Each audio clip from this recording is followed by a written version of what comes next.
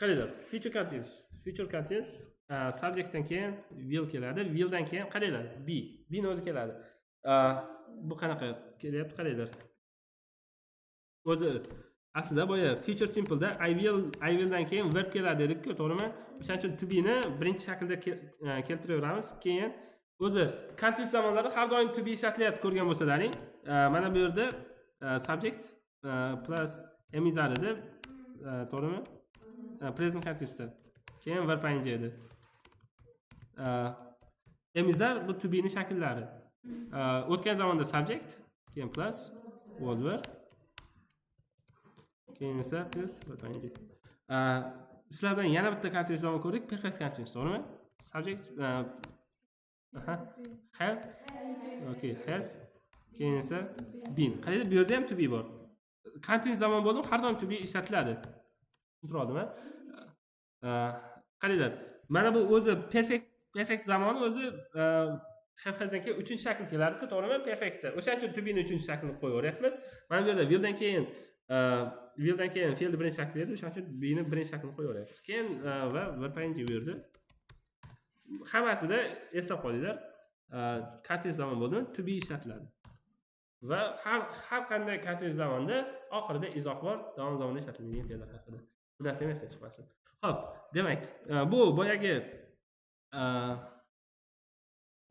o'sha past continuous bor-ku, o'sha past continuousda mana bu xato yozib ketibdi. Buni to'g'rilab qo'yaman keyin. Qaranglar. Past continuousning qoidalari bilan bir xil, ya'ni et bilan boshlanadigan signal so'zlar bo'ladi hammasi. Bu alohida yodlash shart emas. Keyin when, while, as bor. Bunda ham bu endi unaqa qo'shma gaplarda. Endi qaranglar, birinchi gap kelasi zamonda boya esingizda bo'lsa, o'tgan zamondagi biror vaqtdan oldin boshlanib, o'sha vaqtda ham davom etayotgan dedik, to'g'rimi? Aynan o'tgan emas, kelasi zamonda tasavvur qilinglar. Mana bu boyagi har doimgi zo'r rasmim. Qimmat. Xo'p, qaranglar. Mana bu now, yana mana bu o'tgan zamon, mana bu kelasi zamon. Qaranglar, bu ertaga soat 5 da balki. Ertaga soat 7, mana shu payt.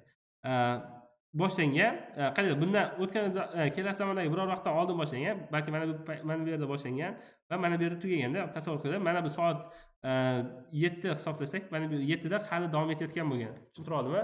Aynan mana shunaqa ish harakat uchun ishlatamiz future continuousda. Xo'p. Demak, mana I will be working at 5 o'clock. Ya'ni soat 5 da ishlayotgan bo'laman. Kelasi. Tushunarli?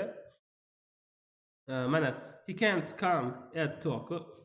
Ya'ni soat 2 da kela olmaydi because he'll be teaching at that time. U o'sha paytda o'qitayotgan bo'ladi.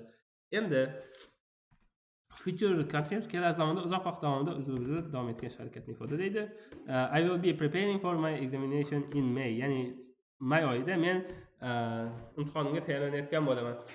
Tushunarli? Aynan hali may kelmadi, lekin mayda ishini rejalashtirib qo'yganman. Masalan, uzoq vaqt bo'ladi. Masalan, bir oyda tayyorlanadigan bo'lsam, bu shuni boshlab mayda oxirigacha tayyorlanmayman. Orada ovqatlanaman, to'xtataman, uziladi-da tayyorlanishim. Tushunarli? Aynan bu. Mana shunaqa. Okay, he will be writing a play during the next summer. Ya'ni keyingi yoz davomida u nima yozayotgan bo'ladi? Play? Pyesa yozayotgan bo'ladi. Ya'ni shunday boshlab qo'yib tugatguncha faqat pyesa yozmaydi, orada o'qiydi, boshqa qiladi, mana shunday. Endi 3-qoidasi payt va shart ergash gaplarda, payt va shart ergash gaplarda qaranglar, present simple bilan ifodalansa, ya'ni ergash gap present simple da bo'ladi. Demak, bosh gapda future zamonda bo'lishi mumkin. Demak, when I come back, ya'ni qachonki uyga qaytganda, they will be having dinner. Ular kechki ovqat yeyotgan bo'ladi. Hozir borsam kechki ovqat yeyotgan bo'ladi, mana shu narsa. Xo'p, demak, yana boyagi all day, okay, all the whole day, to'g'rimi?